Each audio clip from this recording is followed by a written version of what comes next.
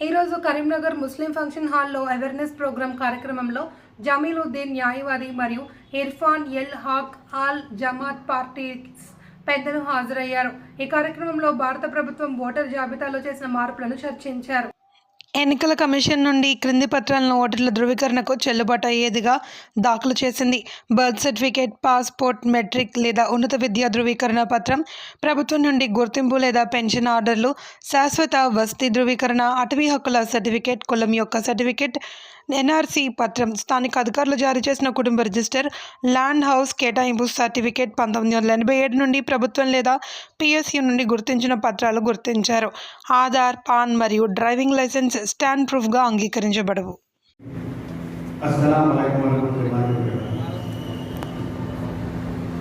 पूरे 11 डॉक्यूमेंट के बारे में जमीन भाई तफसील से समझा दिए। एक बर्थ सर्टिफिकेट के लिए अगर किसी के पास नहीं है तो अगर कोई 10th पास है तो उनका सर्टिफिकेट भी बना सकते हैं। तहसील ऑफिस में दाखिल करने के बाद आरडीओ को जाता, आरडीओ से सर्टिफिकेट ले सकते हैं।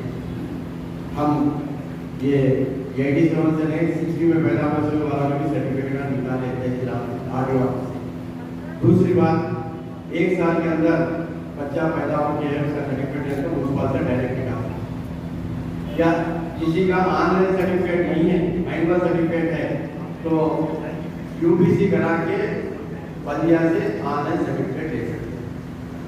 ये क्या है, election commission of India central government के इशारों पे ना चलते, वो खुद मुख्तियार इदारा है, वो कोई पॉलिटिक्स में नहीं जाना, मगर हालात ऐसे हो गए, यहाँ तक कि मीडिया हो गया, इलेक्शन कमीशन भी गोदी मीडिया हो गया, गोदी इलेक्शन कमीशन हो गया, मगर हम डरने घबराने वाले नहीं हैं और हमेशा हम तैयार हैं। हमारी जमात मजलिस इत्तेहाद मुस्लिमीन की जानिब से हमारे सदर साहब की तरफ से हिदायत आए और हम काम शुरू कर चुके हैं।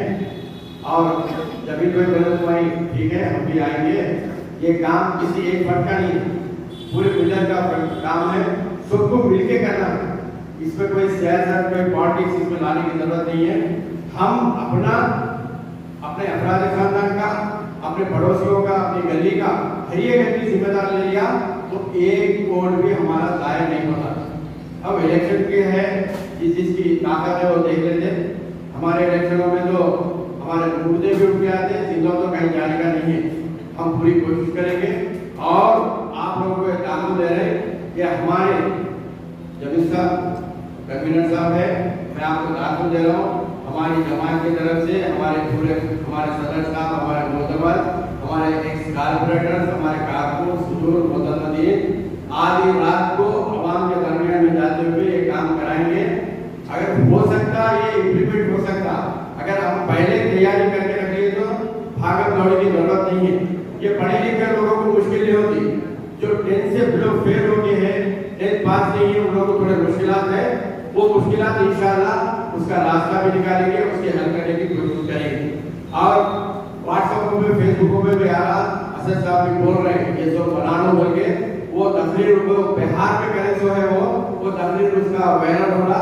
अगर मैं जमीन पे से ये भी बोला वो बिहार के अंदर है, वहाँ हुकूमत की मुश्किल है, वहाँ सेकुलर ताकत एक हो गए, वो फिरका परस्तों को शिकस्त होने का अंदेशा है, इसलिए वहाँ इम्प्लीमेंट कर रहे हैं। यहाँ पर तेलंगाना में सेकुलर हुकूमत है, यहाँ पर ऐसा नहीं होगा। फिर भी एहतियात तौर पे हम बराबर ये काम करेंगे, करके रख लेंगे और वक्त से पहले काम करने से क्या होगा, आगे आगे कुछ कॉम्प्लिकेशन नहीं होंगे। अगर काम अभी शुरू होगा, शुरू कर देंगे और जितने जमीन पे बताए पूरे डॉक्यूमेंट, तो डॉक्यूमेंट में मेन बर्थ सर्टिफिकेट है, बर्थ सर्टिफिकेट है तो बस।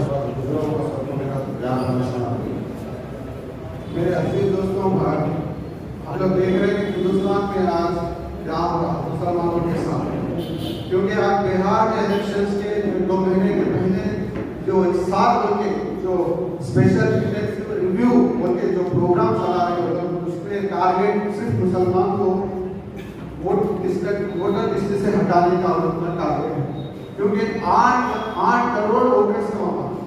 जितना मुझे मालूम है 8 करोड़ वोटर्स में से 1 करोड़ वोटर्स को हटाने का वो जो मुहिम चला रहे हैं, वो लोग का मकसद यही है कि मुसलमानों को सेकंड कैटेगरी में लाने का जो मकसद है, क्योंकि आरएसएस बीजेपी का एजेंडे की तहरीक चल रहा है। ये तो 100 साल से मुसलमानों के पीछे पड़े हुए हैं, क्योंकि यहाँ से हम आपको सेकंड सिटीजनशिप बनाने के लिए जब से ही लोग मेहनत कर रहे हैं। आज हम लोग अगर इत्तेफाक होंगे, सब हम लोग एक नहीं होंगे तो हमारे हाथ हमारे बाबजान भाई संविधान और पूरे हिंदुस्तान भर में है कि भाई ये 11 डॉक्यूमेंट्स क्या हैं, ये 11 के 11 डॉक्यूमेंट्स देना जरूरी है क्या, ये 11 डॉक्यूमेंट्स कौन देना और ये 11 में से एक देना या 2 देना, 11 डॉक्यूमेंट्स ये तो किसके देना, ये तमाम चीज़ों पे कंफ्यूजन। तो कल एक दोस्त का फोन आया था, मुझे बता रहे थे कि भाई मसला तो बिहार का है, आप तेलंगाना में क्यों ये प्रोग्राम करते हो, कई जगह में क्यों प्रोग्राम करते हो। निकलना यह है कि 15 अगस्त के बाद या सितंबर के महीने में हिंदुस्तान भर में यही तरह की स्कीम इलेक्शन कमीशन की तरफ से लागू होने वाली है कि आप अपने डॉक्यूमेंट सबमिट करो और बिहार में सिर्फ 1 महीने का टाइम दिया गया डॉक्यूमेंट सबमिट करने के। आप लोगों को मालूम है कोई डॉक्यूमेंट 1 महीने में नहीं मिलता और जब पूरे के पूरे लोग एक ही साथ ऑफिसर्स की तरफ दौड़ेंगे डॉक्यूमेंट देने के लिए तो कोई ऑफिस भी आपको 1 महीने में डॉक्यूमेंट देने वाली नहीं है। तो मेरे दिल में हमारे इरफान भाई और हमारे शौकत भाई जी हैं, सदर है, थोड़ी देर में शायद आएंगे, ख्याल आया कि कहीं क्यों ना हम एक अवेयरनेस एक सेंसिटाइजेशन प्रोग्राम रखें जिसके जरिए जो जीएसएम लोग हैं करीमनगर के अंदर, सामाजिक कारकुन हैं, सोशल वर्क करने वाले हैं, वो लोगों में सेंसिटाइजेशन हो ताकि वो लोग फिर अपने मोहल्ले में, अपने रिश्तेदारों में या अपनी गली में अपना काम कर सकें। तो ये प्रोग्राम रखा गया। अब उसमें कई तरह के गलत फहमियां भी सोशल मीडिया के जरिए फैला रहे जा रहे हैं। कोई बोल रहे